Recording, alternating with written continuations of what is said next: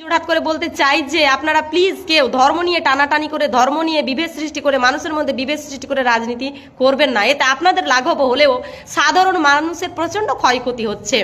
কারণ এই ভারতবর্ষে শুধু একটা নয়, হাজার হাজার মুসলিম রয়েছেন যাদের এই ভারতের জন্য জীবন বলিদান দিয়েছেন। এই ভারতে তাদের গুরুত্ব অপরিসীম।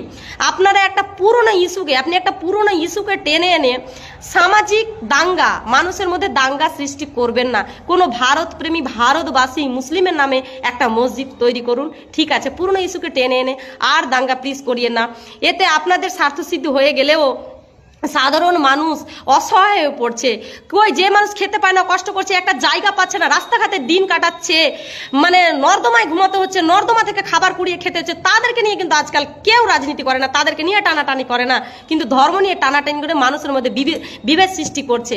এটা প্লিজ মনে হয় আমার জ্ঞানে না করাটাই ভালো। কারণ মুসলিমের অবদানও অনেক রয়েছেন। আমরা যখন হসপিটালের বেডে কাতরাই ছটফট করি, এক ফোঁটা রক্ত দিতে আসে সে আমার মুসলিম ভাই দাদারা, সেই রক্তে কিন্তু লেখা থাকে না কোনটা মুসলিম আর কোনটা হিন্দু। তাই আমরা সুস্থভাবে সামাজিকভাবে বেঁচে থাকতে চাই, যেটা ভালো হয় সেটাই করুন। আর ইসলাম মানে হচ্ছে শান্তি, তাই যেটা ভালো, যেটা শান্তি হয় সেটাই আপনারা করুন। আমি যদি বেশি কিছু বলে থাকি তাহলে প্লিজ আপনারা আমাকে ক্ষমা করবেন।